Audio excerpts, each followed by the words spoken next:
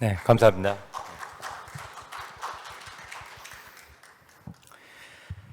저는 오늘 한 30분 동안 ABL 바이오의 현황과 그다음에 최근에 저희가 코비드 중앙체 공동 개발에 대해서 좀 설명을 드리겠습니다. 타이틀은 From Good to Great. 모든 회사들이 다 꿈을 꾸는 건데요. 굉장히 좋은 회사들이 많지만 우리가 애플, 인텔, 이런 삼성 이런 굉장히 더 훌륭한 회사로 만들기 위해서 저희가 최근에 이제 굉장히 많은 플랫폼 위주의 기술 개발을 했고, 그를 통해서 점차적으로 이제 저희가 R&D, 그러니까 임상일상 가는 물질도 많이 생겨서 그 부분에 대해서 좀 업데이트를 드리겠습니다.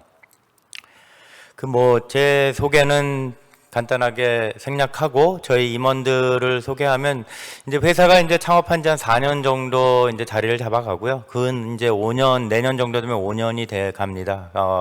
연구팀에 이제 유홍규 박사, 정재호 박사, 원정호 박사 해서 3명의 본부장이 있고요. 임상팀에 가운데 왼쪽에 보면 김종란 전무 있고 밑에 보면은 이재천 전무, 김정재 전무 해서 저희가 실제로 나름 이제는 좀 인력도 좀 세를 다운이 되는 것 같고 현재 이제 직원은 조직도를 보시면 알겠지만은 처음에 이제 저희가 2016년에 한 14명으로 시작했던 회사가 근 한 94명 정도 되고요. 박사급이 25명 돼서 실제로 저희는 제품을 아직 파는 회사는 좀 아닌 것 같고 아직도 R&D에 좀 초점을 맞춰서 기술 이전에 좀 더 초점을 맞추는 회사라고 보시면 됩니다.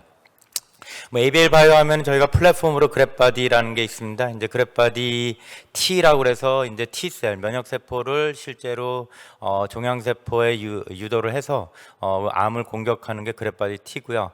여러분이 잘 아시는 키트루다, 옵티버 같은 이뮤노온콜로지가 굉장히 중요한 면역항암제지만은 사람들이 지속적으로 차세대 면역항암제가 뭐냐? 물론 많은 회사들이 이제 병용치료를 하지만 저희가 보기에는 저에게 데이터를 쭉 보면 표적 항암 치료제는 당연히 병용 치료제나 이중항체나 효능이 거의 비슷하고요. 임상에서도 결과가 비슷한 것 같습니다. 하지만 면역 항암제는 이중항체가 조금 더 다른 형태로서 병용 치료보다 조금 더 좋은 효과를 보여서 많은 어떤 면역 항암 치료제는 저희가 그랩바디 I를 이용해서 실제로 이중항체를 개발하고 있습니다. 물론 그랩바디 B라고 해서 이제 뇌로 BBB, 이제 뇌에 있는 막을 통과하는 건데 대한민국에서 지금 저희가 4년, 5년 전에 BBB라는 어떤 그 컨셉을 처음으로 도입을 했고 저희 후속타로서 굉장히 많은 벤처 기업들이 이제 뇌로 잘 전달하는 어떤 플랫폼을 개발하고 있다라는 굉장히 많은 소식들이 들립니다. 그래서 그거에 대해서 제가 업데이트를 해드리겠습니다.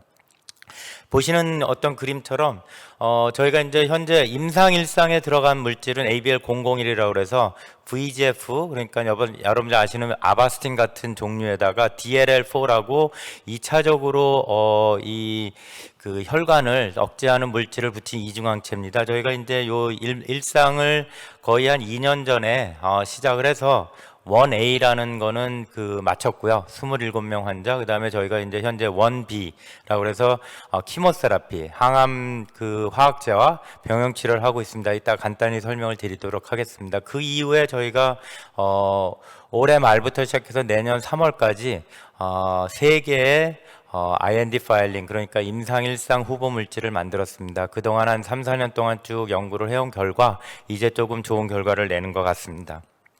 파이프라인을 보시는 것처럼 제가 말씀드린 첫 번째 ABL001, 그 다음에 ABL20이라고 해서 이제 파란 녹색으로 ADC라고 그러죠. 엔티바디 드러그 컨주게이션. 요거는 이제 저희가 단독으로 개발하기는 좀 힘들어서 국내 플랫폼 회사인 ADC 플랫폼에서 레고케민과 저희가 합작을 해서 레고케의 ADC 링커와 ABL 바이오가 개발한 항체를 저희가 접목해서 실제로 개발하고 있고 지금 이제 비임상 단계인데 현재 굉장히 좋은 결과 특별히 이제 데이터뿐만 아니라 기술 이전에 대해서도 저희가 좀 좋은 결과가 효과를 갖고 있지 않을까라고 예상을 하고 있습니다. 그 외에 이제 파란색으로 이뮤노온콜로지 면역항암 치료에서 저가 그래파디 I, 그래파디 T 이런 식으로 설명을 했습니다. 그래서 요거에 대해서는 이따가 간단히 설명을 드리고요. 그 다음에 저희가 이제 뉴럴로지에서 실제로 그래파디 B라는 거에서 ABL301은 알파 시뉴클린이라는 파킨슨 병을 타겟하는 항체에다가 저희 BBB 타겟을 붙인 셔틀을 붙인 이중항체를 개발하고 있습니다. 보시는 것처럼 이제 ABL001은 VEGF와 DLL4를 동시에 억제하는 항암 물질로서 실제로 가운데 그림을 보시면 노란색 그림이 ABL001입니다. 중간에 있는 게 ABL001의 양팔에 있는 VEGF와 DLL4 단독 항체를 처리한 겁니다. 단독 항체 두 개 하나보다 실제로 이중 항체가 훨씬 효능이 좋다라는 결과고요.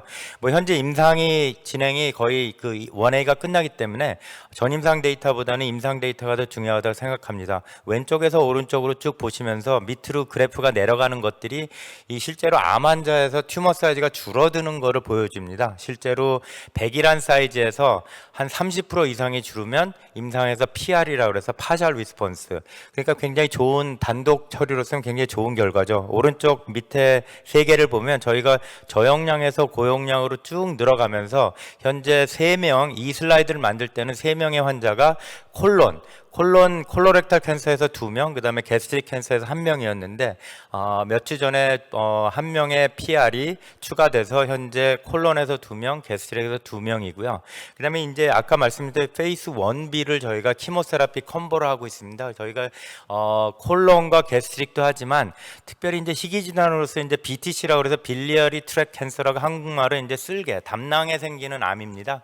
그래서 저희가 최근에 이건 비공식적으로 슬라이드는 안 만들었지만은 최근에 환자 한 명은 53%가 줄었습니다. 그래서 PR로서도 굉장히 놀라운 결과고요. 한 분은 29.7%의 튜머 사이즈가 줄었습니다. 그래서 최근에 이제 키모세라피 병영 치료를 통해서 저희 ABL001의 항암 효과가 더 좋게 나타난다라는 어떤 고무적인 데이터가 있어서 내년 한 하반기까지는 계속 키모세라피 콤보를 할 예정이고요.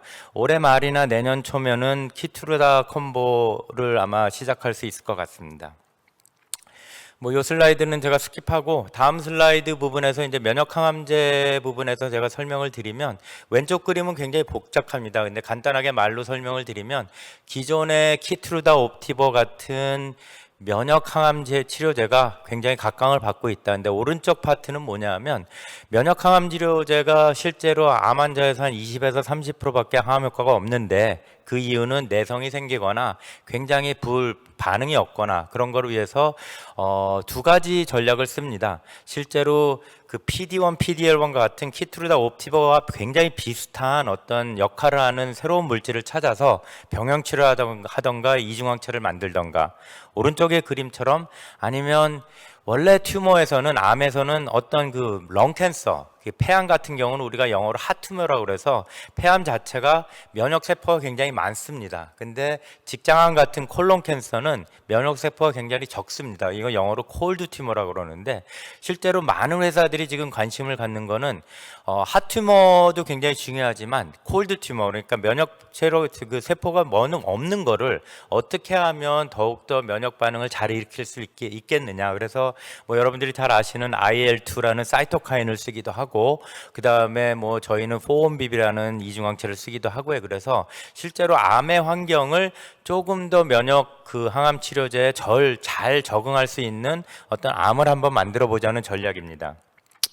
그런 맥락에서 저희가 이제 그 4-1BB라는 타겟을 3년 전에 시작해서 실제로 개발을 많이 해서 지금 임상 1상에 들어갈 물질이 2개가 후보 물질이 있는데, 4-1BB의 이슈는 오른쪽 그림만 한번 보시면 BMS가 실제로 4-1BB 단독 항체를 개발하면서 임상에서 그 간에서 독성이 생겼습니다. 근데 이제 BMS가 실제로 원숭이 독성도 쭉 했는데요.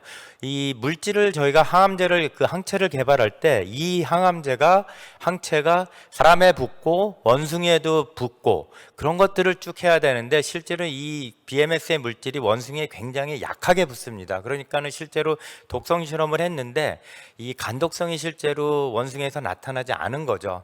그걸 이제 물론 임상을 진행하다 보니까 굉장히 저용량에서 간독성이 생겨나고, 오른쪽의 그림처럼 제가 CDA 포지티브 빨간색으로 표시한 거는 뭐냐면, 원래 이 T세포는 정상적인 간세포에 있으면 간을 데미지를, 굉장히 나쁜 영향을 미칩니다. 반면에 이 T세포는 반드시 암을 공격해야 되는데, 이 정상세포에 이제 T세포가 쭉 축적이 되다 보니까 실제로 BMS의 물질이 임상 이상에서 실제로 중간에 종료가 되고, 지금은 대부분의 회사들이 이중항체를 개발하고 있습니다. 뭐 다음 슬라이드 넘어가면 왼쪽의 그림을 보시는 것처럼 실제로 저희가 그랩바디 T라는 어떤 그 아이디어는 뭐 한쪽 팔에 암을 공격하는 항체를 붙이고 다른 쪽 팔에 T셀을 공격 부스팅하는 포온비비를 붙인 겁니다.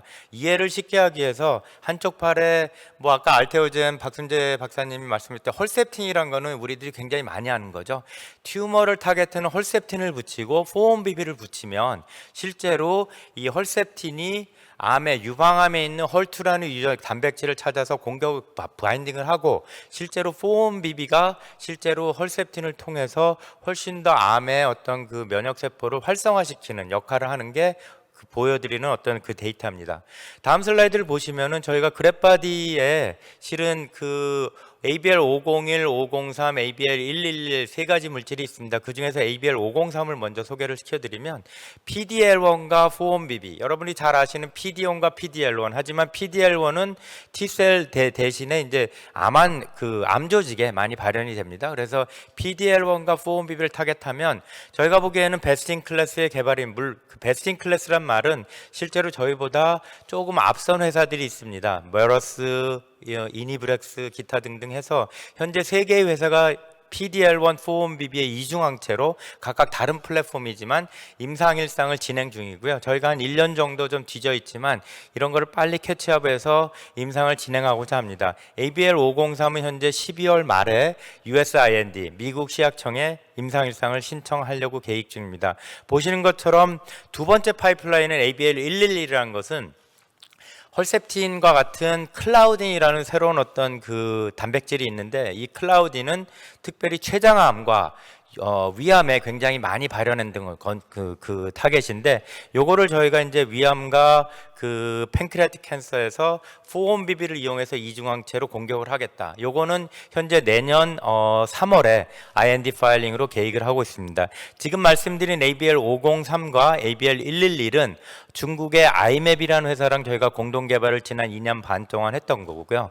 중국의 아이맵은 여러분이 찾아보면 나스닥에 작년에 상장된 회사로서 현재 한 2.5 빌리언, 5조 정도 되는 회사고, 최근에 이제 그 저희 파트너인 그 아이맵이 에브비라는 굉장히 그 큰 제약회사에 그 면역항암제 CD47 항체를 계약금을 2천억을 받는 기술 이전했습니다. 그래서 양사의 어떤 그 기본적인 목표는 비슷한 계약을 할 수 있는 임상 물질을 임상일상까지 같이 개발을 해서 실제로 양사가 50대 50의 권리를 갖고 있기 때문에 에브비의 어떤 기술 이전과 같은 큰 기술 이전을 통해서 50대 50으로 스플릿을 하겠다라는 현재 전략으로 보시면 됩니다.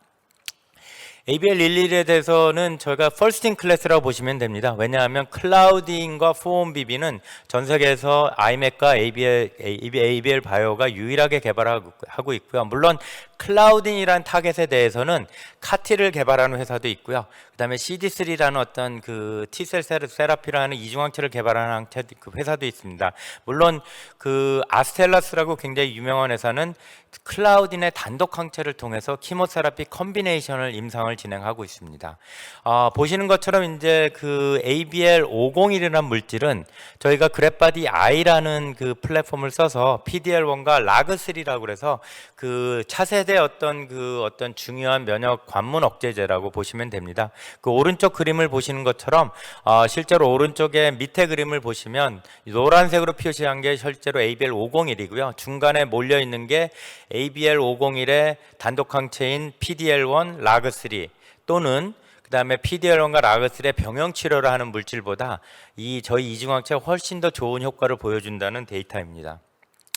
요거는 이제 베스트 인 클래스, 퍼스트 인 클래스는 아니고요. 라거3라는 물질은 지금 글로벌에서 많은 회사들이 임상을 하고 있지만 저희가 요거는 아마 주의 깊게 지켜봐야 되는데, 아마도 저희가 요거는 국내에서 임상을 해서 내년 3월에 국내 IND를 진행하려고 합니다. 현재 이 물질은 복지부 과제로 지금 비임상을 진행하고 있습니다. 현재 이렇게 보시는 것처럼 실은 저희가 굉장히 많은 IND를 하고 있습니다. 보시는 것처럼 올해 말에 하나, 내년 초에 1분기에 2개, 그 다음에 내년 말이면 한 2개 정도가 IND가 갈 거고요. 유한양행과 개발하고 있는 2가지 물질, 내년 말이면은 어쩌면은 GLP 독성이 끝날 것 같고요. 그 다음에 동아제약도 저희가 공동 연구한 게 내후년 이면 IND가 가지 않을까라고 예상을 하고 있습니다. 다음에 이제 저희가 조금 초점을 맞추는 거는 그랩바디 B라는 플랫폼입니다. 그래서 BBB라는 뇌에 있는 관문을 어떻게 좀 약이 잘 통과를 할까라는 게 이제 굉장히 중요한 건데, 오른쪽에 보시는 것처럼 저희가 갖고 있는 이중항체 플랫폼에서 이건 좀 비대칭으로 생긴 것입니다. 위에 이제 항체가 있고요. 초록색이 팔이 하나 달려 있습니다. 저희가 이제 특허가 다 등록이 됐기 때문에 요 초록색의 타겟은 옛날에는 BBB 셔틀 타겟이라고 그랬는데, 이게 IGF-1R, 인슐린 그로스 팩터 라이크 리셉터라고 그래서 어떤 BBB를 잘 통과할 수 있는 수용체라고 보시면 됩니다. 요걸 이제 차근차근 설명을 드리면, 왜 그러면 우리는 이렇게 뇌질환을 타겟으로 하는 많은 회사들이 BBB 얘기를 많이 하느냐, 그 얘기는 뭐냐 하면, 왼쪽의 그림처럼 실제로 뇌 안에 굉장히 타이트한 막이 있는데, 이 막을 약이 통과하는 비율이 실제로 0.1%도 거의 안 된다라고 보시면 됩니다. 우리가 굉장히 치매를 타겟하는 항체들, 아밀로이드, 타우, 최근에 보시면 제넨텍 로시가 타우 항체가 실패를 했습니다. 그 다음에 제넨텍 로시가 아밀로이드 항체가 실패를 했고, 유일하게 지금 BLA 허가를 받을 수 있는 아밀로이드 타겟 항체는 바이오전이 개발하는 항체인데, 굉장히 주의 깊게 봐야 되는데, 그닥 그렇게 생각한 것보다 효능이 많지는 않다는 어떤 보고가 있습니다. 따라서 이제 많은 글로벌 빅파마들이 BBB를 통과할 수 있는 플랫폼을 개발을 해서 이 항체에다 붙이면 좋겠다. 굉장히 제넨텍에서 스피노프가 돼서 나온 나스닥 상장에서는 드날리 세라피리가 회사는 실제로 저희와 굉장히 비슷한 BBB 셔틀을 개발을 해서, 이 BBB 타겟은 트랜스페린 리셉터라는 수용체를 쓰는데 임상 1상을 지금 진행을 하고 있습니다. 헌터 징후증인 헌터 라제를 같이 붙이는 이중항체를 실제로 임상 1상을 하고 있고요. 물론 국내에서 녹십자가 헌터 라제로 임상 허가를 받았지만, 아마 드날리는 조금 더 약물을 더 잘 전달하겠다라는 맥락에서 BBB 셔틀에다가 헌터 라제를 붙이고, 그 다음에 알파 시뉴클린, 저희랑 똑같은 타겟 또는 타우, 이런 걸 붙여서 현재 드날리가 개발하고 있고요. 지금 굉장히 드날리 세라피릭이 에브비에 최근에 한 2조가 넘는 기술 이전을 했는데, 그 중에 자기네들 개발하고 있는 어떤 합성신약 파킨슨 타겟하는 약과 BBB를 통과하는 이중항체 2개를 합쳐서 실제로 2조가 넘는 기술 이전을 했습니다. 그런 맥락에서 BBB 타겟은 굉장히 중요한 것 같고요. IGF-1R이 굉장히 중요하다라는 어떤 맥락인데, 큰 맥락에서 이제 많은 회사들이 이제 트랜스페린 리셉터라는 수용체를 제일 많이 쓰는데, 트랜스페린과 IGF-1R은 실제로 브레인에서 발현되는 양은 굉장히 비슷합니다. 하지만 트랜스페린은 브레인보다 정상적인 조직, 예를 들어서 간이라든가 콜론, 팬크레아스 이런 기관에 훨씬 더 많이 발현이 되고요. 저희 IGF-1R은 상대적으로 정상 조직보다는 브레인에 더 많이 발현되는 수용체라고 보시면 됩니다. 굉장히 복잡한 얘기지만, 저희가 기술을 쭉 개발할 때, 플랫폼을 개발할 때 여러 가지 엔티바디 엔지니어링을 많이 했습니다. 어퍼니티 머추레이션도 했고, 그 다음에 이렇게 아까 저희가 비대칭으로 만들었는데 처음은 대칭으로 만들어 보기로 해서 이런 거를 쭉 비교를 해봤을 때, 데이터를 직접 보여드리면 왼쪽의 그림처럼 실제로 비대칭으로 이중항체를 만들었을 때, 왼쪽 그림이 이거는 인비보가 아니라 인비트로 실험입니다. 그래서 단독항체 MAB라는 것은 모노클론 엔티바디 단독항체보다 이중항체가 훨씬 더 한 15배 이상 더 많이 인비트로 시스템에서 잘 들어가고, 오른쪽에 보시면은 요거를 저희가 좀 특화해서 왼쪽은 대칭인데 오른쪽은 비대칭으로 만들었습니다. 그래서 왼쪽에서 대칭으로 만들었을 때 인비보에서 한 4.5배 정도 들어갔는데 실제로 비대칭으로 만들었을 때 7배 정도 들어가는 어떤 좋은 효과를 보였습니다. 이 다음 실험에서는 굉장히 중요한 게 좀 복잡한 얘기지만 많은 이중항체가 실제로 혈중에서 단독 항체보다 반감기가 훨씬 더 짧습니다. 왜 이 얘기를 하냐 하면 반감기가 짧다는 얘기는 뭐냐면 BBB를 잘 뇌로 잘 들어가서 뇌 안에 잘 전달이 된다 하더라도 워낙 반감기가 짧으니까 단독 항체보다 훨씬 더 빨리 몸 안에서 없어진다, 브레인에서 없어진다라는 거는 에브비를 비롯해서 제넨텍, 로시, 이뮤노젠, 에스트라제니카 이런 많은 회사들이 이미 논문에서 발표를 했습니다. 따라서 저희가 개발한 어떤 그 플랫폼은 단독 항체와 이중 항체가 실험 혈중 농도에서 반감기가 똑같다라는 게 왼쪽에 있는 그림입니다. 오른쪽에 있는 그림은 중간에 있는 게 CSF, 이게 척수고요. 오른쪽에 있는 게 브레인입니다. 브레인 쪽을 먼저 말씀을 드리면 파란색이 단독 항체고요. 빨간색이 실제로 이중 항체입니다. 단독 항체도 BBB를 잘 통과해서 일부 피크를 이룬 다음에 한 3, 4일 지나면 다 완전히 없어지는 결과가 있지만 이중항체는 보시는 것처럼 피크가 적어도 한 5배 이상 많이 올라가고요. 그 다음에 그래프 자체가 오른쪽에 맨 끝에 7일 지나도 훨씬 더 단독항체보다 많은 양이 존재하고 있습니다. 이거를 이제 저희가 이제 파마코키네틱스에서 혈중 농도와 이런 농도를 계산하는 어떤 그 분야에서 저희가 쭉 AUC라고 해서 이 몸 안에서의 어떤 그 약의 용량이 어떻게 그 측정이 되느냐를 쭉 계산을 해봤더니 단독 항체보다 이중 항체가 9배에서 10배 훨씬 더 많은 농도가 브레인으로 뇌로 잘 전달이 된다라는 데이터입니다.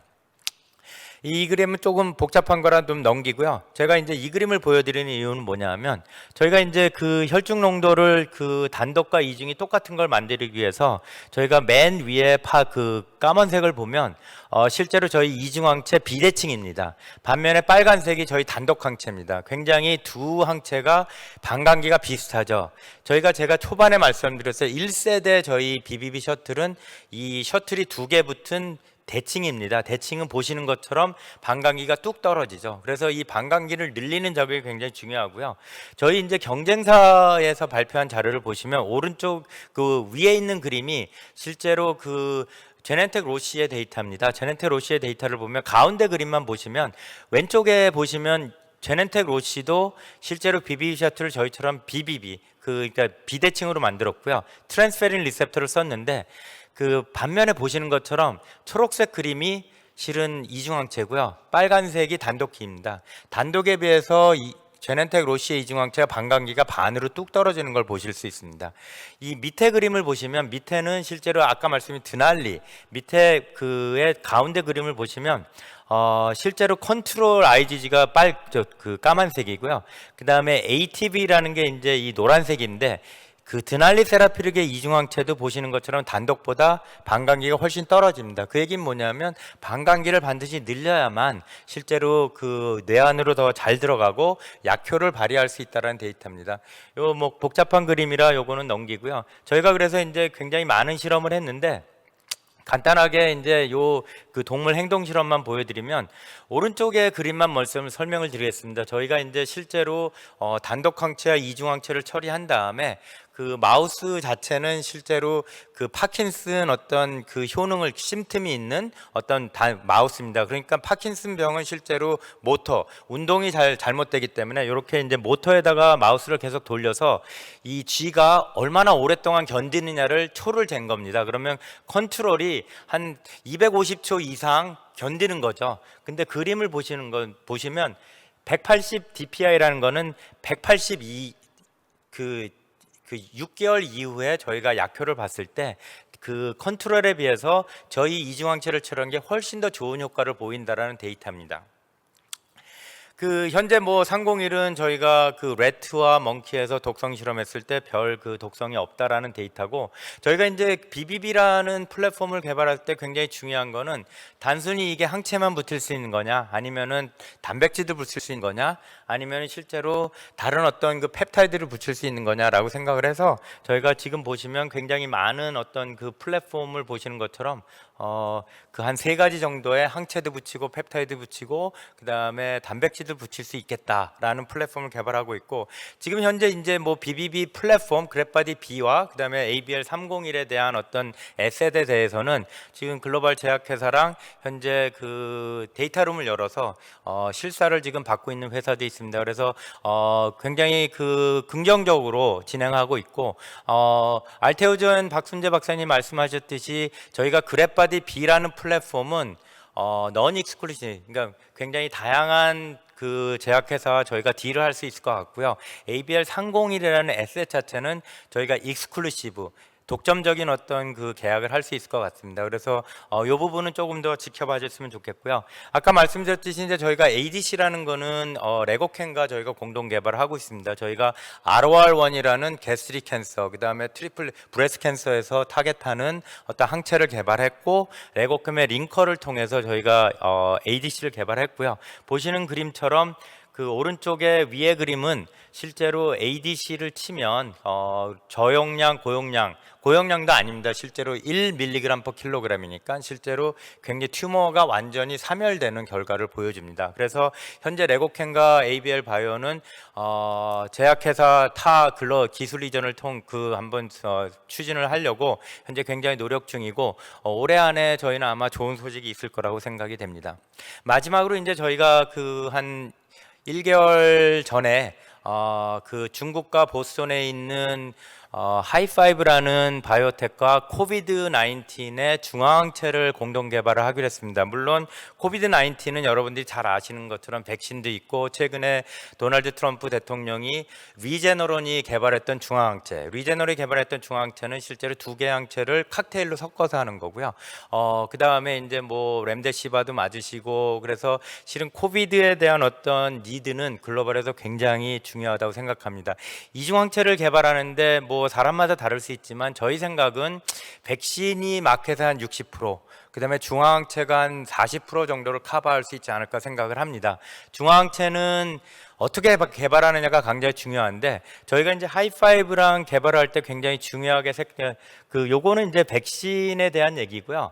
백신이 조금 개발이 어려울 거라는 얘기는 지금 초록색으로 한 것처럼 이 코비드 바이러스가 이 글라이코신에서 당이 굉장히 많습니다. 이 당이 많은 물질은 실제로 백신 개발에 굉장히 어려움이 좀 있지만, 저희가 어쨌든 코비드 항체를 좀 개발해서 저희가 US FDA에 8월 25일에 제출을 했고요. 이미 US FDA가 클리어가 됐고, 실은 오하이오에서 임상일상을 하는데 아마 다음 주 초면 첫 번째 환자가 투여가 될 걸로 예상을 합니다. 그러면 현재 중화항체를 개발하는 회사는 7개 회사가 있습니다. 국내 셀트리온을 포함해서. 그러면 하이파이브와 ABL이 개발하는 항체의 차별성만 그냥 간단히 설명을 드리면, 첫 번째는 반감기가 깁니다.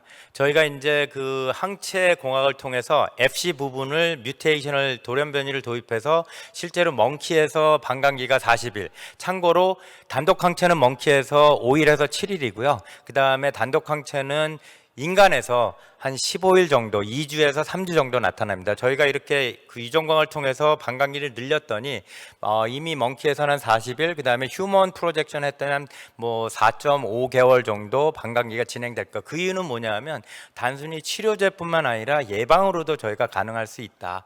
그 다음에 이제 저희 생각은 백신을 처리한 다음에 효능이 없으면 중화항체가 들어가고 백신을 계속 맞을 수는 없습니다. 몸 안에 면역 반응이 생기기 때문에. 그래서 중화항체가 이렇게 예방의 역할을 할 수 있는 것 같다. 그 다음에 저희가 실험 데이터는 이따가 잠깐 보여드리겠지만 다양한 돌연변이를 잡고, 그 다음에 이 항체에는 여러 가지 아이소타입이 있습니다. 뭐 IgG1, IgG2, IgG3, IgG4 그렇게 있는데, IgG4라는 거를 전 세계에서 저희가 유일하게 도입했는데, 그 이유는 뭐냐면 IgG4가 폐로 잘 전달이 됩니다. 그래서 이게 예방이 좀 가능할 것 같다라고 생각이 됩니다.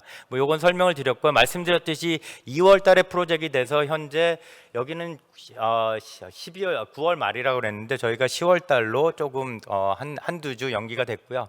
저희 생각은 내년에 한 4월이면은 임상 3상이 끝날 것 같고요. 실제로 코비드 항체는 내년 여름부터는 아마 시판이 되는 뭐 셀트리온 퍼마에서 가장 앞서 있는 리제노로는 저희보다 좀 먼저 나올 것 같고요. 엘라이 릴리도 저희보다 좀 먼저 나올 것 같지만 실제로 코비드 항체는 전 세계 모든 사람들이 맞을 수 있기 때문에 다른 항암제보다 7번째지만은 저희가 다 이런 차별성을 갖고 충분히 개발해서 성공할 수 있을 거라고 생각을 합니다.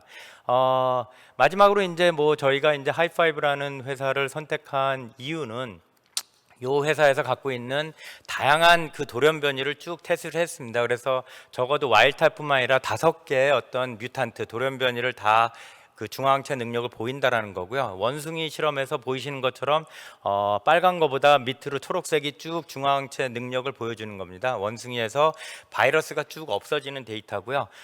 실제로 이제 그 도널드 트럼프가 리제너럴 항체를 맞으면서 아마 바이러스가 떨어질 거라고 예상을 좀 하고 있습니다. 그래서 그 저희 생각에는 어쨌든 마지막으로 ABL이 그 ABL901이라는 어떤 코비드 항체뿐만 아니라 그랩바디 I, 그랩바디 T, 그랩바디 B를 통해서 점차적으로 저희가 IND 파일링도 많이 늘어나고 임상 물질도 늘어나고 기술의 어떤 협력도 늘어나고 기술 이전에 살아도 올해 말부터 시작해서 내년 초에 좀 더 많아질 거로 예상이 돼서 올해 말부터 내년까지 조금 더 주의 깊게 봐주셨으면 감사하겠습니다. 이걸로 발표를 마치겠습니다. 감사합니다.